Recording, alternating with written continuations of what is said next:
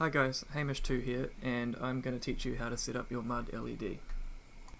What you can see on screen now is what we're aiming to end up with, which is 6 different setups, six different modes of LEDs that you can switch between using your transmitter. I'm assuming that you have your MudLED already connected to your LED strip and an RC receiver. I'll put in the video description which pins to connect those two, so if you haven't done that already, go and do that first. So this is my radio setup for this. I have a 6-position switch set up on channel 1, and I have my 2-position switch forcing that channel to 100%. And now you can see my LED setup for this. So the LEDs all run anti-clockwise from the bottom right corner. You can see the wires coming in there. That's LED 1. So it may take a while on the first boot, but if you see this first LED flashing white like this, then everything's up and running.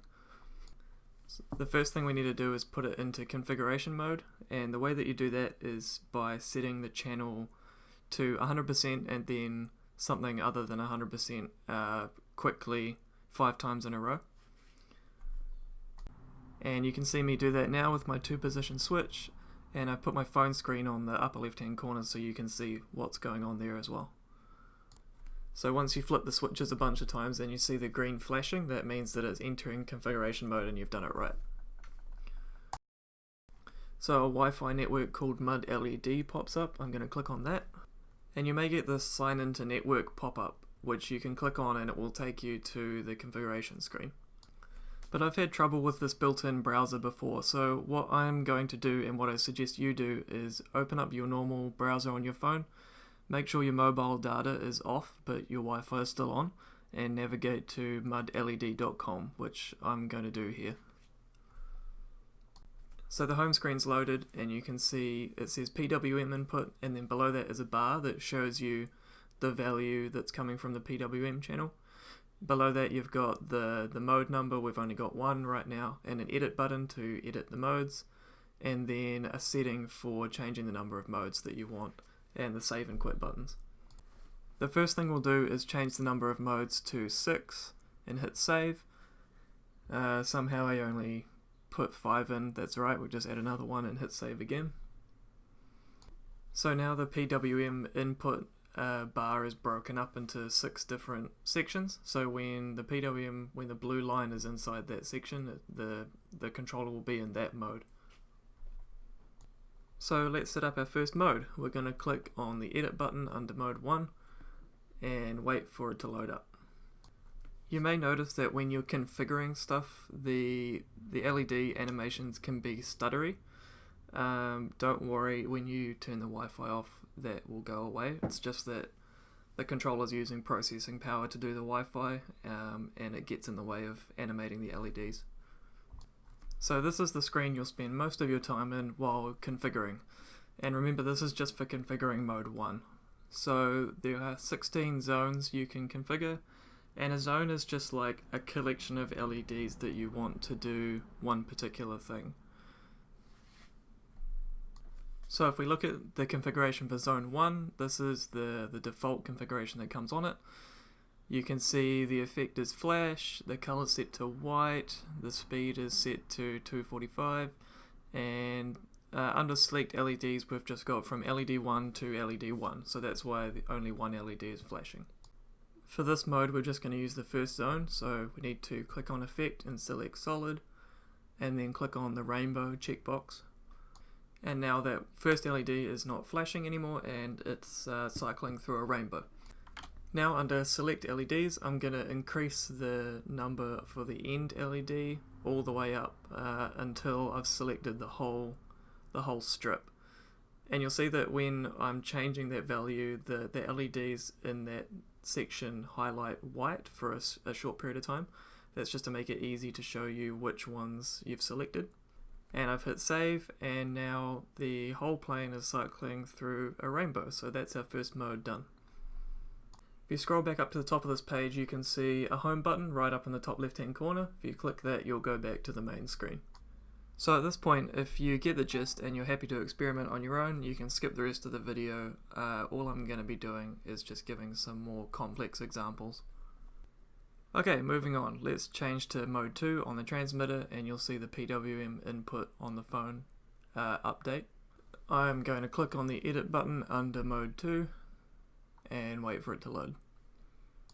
For this mode we're going to have two zones, so we're going to make the winglets both flash but in different colors. Okay, here we go. So open zone 1, change the effect from off to flash, we'll add a range of LEDs and we'll change the end to 6 so that we select that winglet. We'll click on the color and change that to red, and that's the first zone done. On to zone 2, basically the same thing. We'll go to flash, change the color.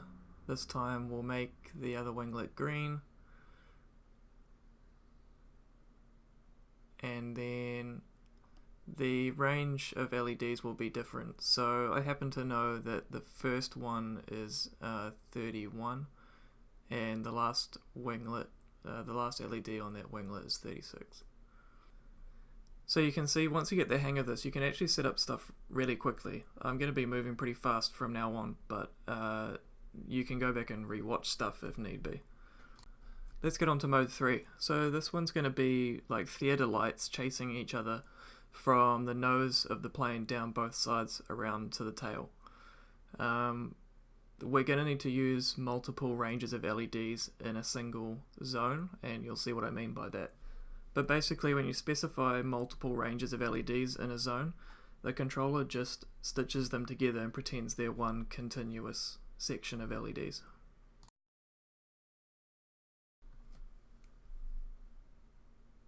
So I'm going to add the first range of LEDs now, from the first one up to the point at the nose. And then we need to add another range of LEDs to get the bottom section of LEDs on the right hand side. So you'll see I just click the add button to add another range, and then I'll type the numbers in. It goes from about 47 to 56, I think. So you can see we've got a section that's at the start of the strip and a section at the end of the strip. But you'll see now that it animates them like it's a continuous strip.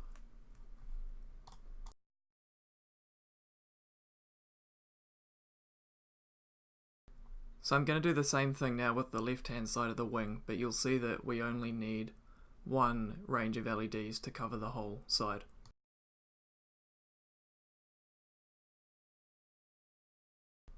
Now what I wanted was for each side to run in opposite directions so that it looks like they're coming together at the nose. So if you click the reverse button on this zone, it will reverse the animation for that zone. And we're done here. So I'm going to go back to the main screen and then hit save just for good measure. This animation looks particularly bad when you're on the home screen, but like I said before, it'll come right when you turn the Wi-Fi off.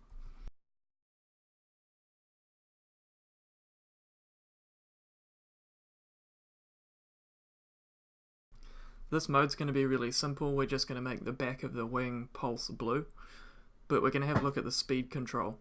So the speed control currently goes from 1 to 255. I may change that in the future for it to just be a percentage, but it won't let you put a wrong number in anyway.